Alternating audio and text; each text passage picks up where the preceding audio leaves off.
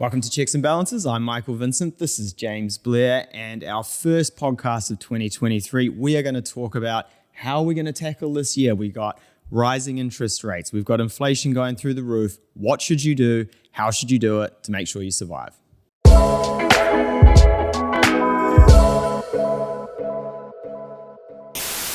Super successful podcasts get big sponsors. Mike, we ain't super successful, so guess what? We're sponsoring ourselves. What have we got? Cool. So one of the top trends for employers for 2023 is around improving the financial literacy of their employees.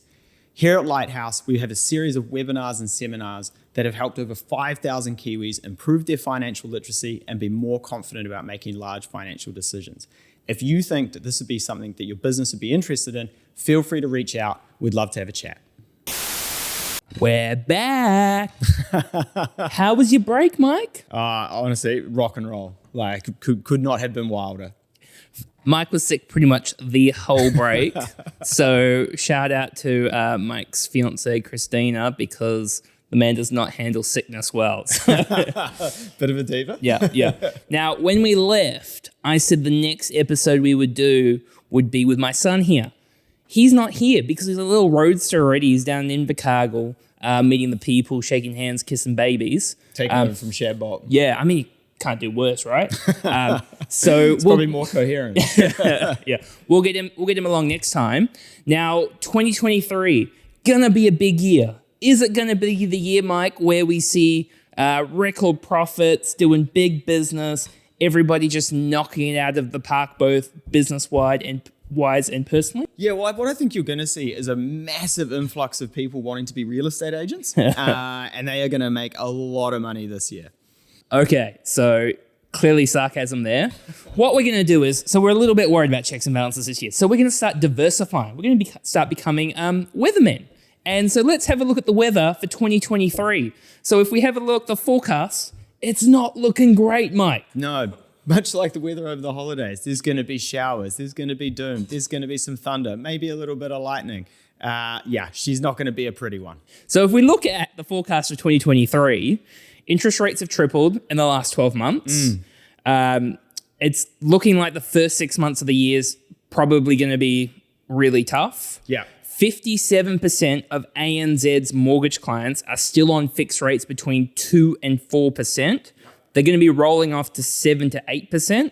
So that could mean, like, on $1 million mortgage, you might be paying an extra $30,000 a year. Mike, just before we jump into kind of all the good stuff, what's your perspective on that? Yeah, look, ANZ have the largest market share out of all the big four banks by quite a while. So I think you've got to imagine that actually it's not just ANZ's book. It's also just generically that is what the country's going to be doing. So as you continue to raise interest rates, there is a lag effect on it. We've talked about it quite a bit. And I think if we keep pushing rates up, as soon as this hits, it's really going to be damaging to the economy. Also in 2023, so in 2022, we had super low unemployment, and it started that way as well. We probably think there's going to be less job hopping, less kind of counter offers, big money to kind of go places. It's probably going to even out a little bit between employees and employers. Salary rises despite inflation, probably going to look quite different as well. Yeah, the interesting one is that actually there's a survey done and 68% of employers sort of said that they were going to be working towards undoing quite a bit of the flexibility that they had introduced over the last couple of years.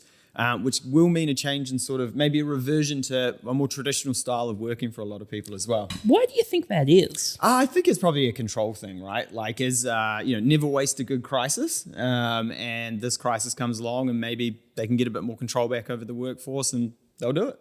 So outlook isn't looking great. But does that stop us around here? Hell nah. So we've got 5 tips of what we think you should be doing to set yourself up for a successful 2023. Where should we start, Mike? So creating a budget. My favorite topic. James, what percentage of your clients that come to speak to you have no budget? Well, some people say they have a budget. Yeah. Some people say they know where their money is going. I would say in reality, maybe 20%, something like that, have like a An actual budget. have like a Like good- I track this. I know where it is. I make decisions based on the budget, a proper budget, not just, wow, like I heard somewhere a 50, 30, 20 rule and I kind of stick to that. Yeah. And then of that percentage of the clients, how many of your clients stick to their budget on an ongoing basis? Well, I would say 80% of people say they have a budget, and 20% would actually stick to it. And just coming back to what a budget is. A budget is not rice and beans, although I'm sure rice and beans will be doing well this year if we're going into a recession. Real moving. GFC, spam, went through the roof. Very popular item. Don't worry, it's all going to be fine. I think it's going to be fine, mate. Yeah. Tell me it's going to be fine. Yeah. The big thing with budgets is it's not about going spend no money. All a budget really is going, if I was to annualize how much you spend on dinners out, takeaways, coffees, holidays, clothes, whatever, you can look me dead in the eyes and go, I'm cool with that number. Yeah. And I think I can't stress the budget piece enough this year, and you need to start with your fixed expenses. That interest cost on your mortgage is going to increase, and you need to realistically look at how much is that going to increase by, and what does that mean for me in terms of my budget? Does that mean that actually we're pretty much down to one income in the household because one income's just going to the mortgage and the interest? Yep. And budgets aren't only for poor people. Like, it's just, if you want to take control of your future, whether it's a good market or a bad market, it's super simple. You've got the money that comes in, all of your costs, which is what the budget is, and an amount left over. And the amount left over, there's obviously going to be less of it this year because of what Mike just said. But that amount left over in whatever market it is, that's what's going to help you get forward. Yeah. So we bang on about budgets all the time. Our first tip is 100% get a budget. Make sure it's realistic, stick to it, get some advice if you need it on the budget. Our second one, building an emergency fund. Now, again, we have banged on about emergency funds for almost 2 years now, but this is crucial. You need to have some sort of padding, cushion, anything you want to call it, so that if you fall and you hit the ground, it's not a hard slam. Best 2 years of my life. Cash is king is very much an expression in times like now. If you are like living paycheck to paycheck with rising costs, with these mortgage rolling off, with the cost of living going through the roof, it's just going to get really tough. So for those who don't have one, start with $1,000 as fast as you can, then start regularly contributing to it. So when you coming back to the budget piece, and this is also like cash flow allocation, money comes in, expenses, amount left over. I wouldn't just split it into, so like you've got your mortgage repayments, maybe you're making additional mortgage repayments, you want to get that debt down. But if you can just be siphoning off a little bit, maybe like it's $50 or $100 a pay to slowly be building up an emergency fund. We've argued in the past about where that can go. Just be building something up because, in years like this, the car's going to break, the laptop's going to break, you're going to have an emergency flight overseas, someone's going to get sick, and you just don't want to make this year any harder than it's probably already going to be. And if you are overpaying on your mortgage and you want to put it into a revolving credit account or an offset account and try and offset some of that interest cost, that might be an idea as well. Nice. And also, if you're self-employed, that's probably where a larger emergency fund. So for normal people, we say 3 to 6 months expenses, depending who you are. You probably want to be a little bit higher than that if you are in an industry where your income can fluctuate quite a bit, because there might be some, in some industries where projects get cancelled, jobs get cancelled, people tighten up the purse strings if you're in one of those industries where it's not a must for the business. Yeah. So our next tip, increase your debt load as much as, no. To the hills. Look, you got to reduce your debt, right? These interest costs are going to continue to climb over the next 12 months. Who knows how much by, but chances are they probably will. So you need to be looking at your debt. Is it good debt? Is it bad debt? What type of debt is it? Is it short-term debt? Is it mortgage debt? What is the interest rate? What is the term? What should I pay off? You need to be chopping that down as much as possible. And I know you might be looking at me and going, my interest rate just went from 3% to 7%. How am I going to pay off this 20% credit card or something like this? you can restructure the debt to make it easier. You've just got to reduce your debt with these high interest rates. Got to start with the conversation, right? What are my options? Talking to people, trying to negotiate rates. Can I refinance it into my home loan? Can I go to a 0% credit card? Whatever it might be. Yeah. But if you've got a significant amount of like credit card debt at 20%, it's super hard to get out of that hole. Oh, it's damn near impossible. And there's two sort of different styles to how you get out of the hole, especially with the short-term debt. The first one is, I guess, the mathematical way of doing things, right? You pay off the debt with the highest interest rate first. Now, this, it is the correct way to do it because you're reducing the debt load, the interest cost as much as possible. However, often with the highest interest rate on your debt, you're not making, you're not hitting goals every week or every month. You're not paying it off. So if you're looking at it and going, I'm not making any progress and the psychology is kind of getting me and I feel like I'm getting nowhere, you can switch your strategy to actually just paying off maybe the smallest debt first. So you're actually starting to just make some headway, seeing the results, thinking I'm not just here spinning the treadmill and nothing's happening. So two sort of different ways to approach it, the mathematical way, or I guess the psychology of finance way. Whatever works for you, just bring that debt load down. Yeah, that psychology of finance way. Shout out to our Barefoot Investor episode where we go through that. Yeah. Let's talk about the mortgage, baby, because it's going to be a big one. We spoke about all those people who are rolling onto higher interest rates this year. The first thing we'd say, Mike, before I hand over to you, is, because you've probably got just a tad of a conflict, go and talk to somebody. Like, I've just got the head in the sand kind of meme in my head with all this sort of stuff going. It's going to be fine as the world's burning down around you. You need to come up with a plan and work out what you're going to do. Mike, what would be some...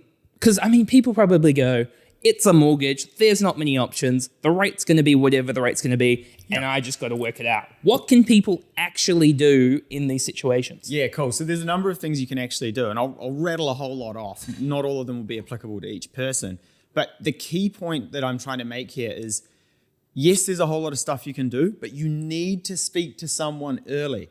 If you leave it and the loan is in default or someone loses a job or goes on reduced hours or something like that, all of a sudden in the bank size, you can't afford the loan, it really shrinks what you can do, or the amount of options that you've got, right? So please, please, please speak to someone early. I cannot stress that enough. What can you do if you are worried about the repayments? So look, you can do things like extending the loan term. You can go on interest only, where you're not paying principal, you're just paying the interest on the loan. You could go on interest only on half the loan. You can set up revolving credit accounts or offset accounts to try and reduce some of the debt load. You can look at refixing early. So breaking your loans and refixing. Although, to be honest, the adage, with mortgage brokers is, if you are asking, should I break and refix? Chances are it's probably too late. You probably should have already done it. You can look at moving banks to get a better deal. In these sorts of markets, and I love banks, I work with them every day. Banks don't love me, they love record profits. So they are gonna want new business. And if people aren't out there buying houses, refinancing from one bank to another might be a way that actually you can get quite a good deal, some cash back, some better rates than what some of the other banks are offering. So look at shifting banks as well. That's pretty much the headlines. Like I said, offset, revolving credits, all of these sorts of things. There's a lot of things you can do. Yeah. The other pieces I would say is if you've got, say, 6 months left or however long left, don't go, wow, I'm going to make this 6 months the most fun I can possibly make it. I'm going to go out for dinners. I'm going to book some super expensive travel overseas or travel anywhere. I'm just going to do it before it's all over. Use the 6 month period where your repayments are a lot less to build up that emergency fund, have some cash reserves, and to make this period easier when you do eventually roll over. I sort of sit in a different camp there where I'm like, it's season 1 of White Lotus. You're the hotel manager. Everything's burning down around you. Why not? Great show. Look, so a quick example of sort of one of the things we did for some customers recently. We had 2 sisters who had 2 investment properties on the North Shore. They were out of time on their interest-only term at their existing bank. Their banker, said to them, that's it, no more interest only. So and advised them actually to sell a house to sort of improve their cash flow position. Due to the interest rate rolling off, the loss of interest deductibility, higher interest rates, these sorts of things, they effectively had to find around about $25,000 per year if they wanted to keep the houses to top up. So we had a quick chat to them and really quickly realized that actually they did have other options. So we refinanced them from that bank to another bank. The other bank allowed them to lock their interest rates in at the start of the application. So even though interest rates were climbing around them, they had actually already locked it in at the start. We moved them back onto interest only for 5 years, so gave them the maximum term we could. They utilized their 1% cash back and a small top up to actually bring one of the homes up to healthy home standard, which they then rented out to Kāinga Ora, which means they get that interest deductibility back on that loan, and significantly improve their cash flow. I think they're only topping up like $30 a week each or something like that. So two really different sort of outcomes there, right? You stick with the banker, you sell a house, you don't have the two houses next door to each other anymore, you can't develop it at some point in the future. You speak to someone who has more options outside of one bank's credit policy and actually you get a very different outcome. If you think about that, that's going from like a 25 grand annual top up to like 3 grand or something like that. And peace of mind as well is huge at the moment. When you're not having those conversations, it's kind of like spinning in your head and you're not sure what you should do. Yeah. All right, this is like Ravi Central, this one. Look for ways to increase your income, #side hustle. In all seriousness, there's two ways you can go about times like now is you can focus on your expenses and go, how can I control my expenses?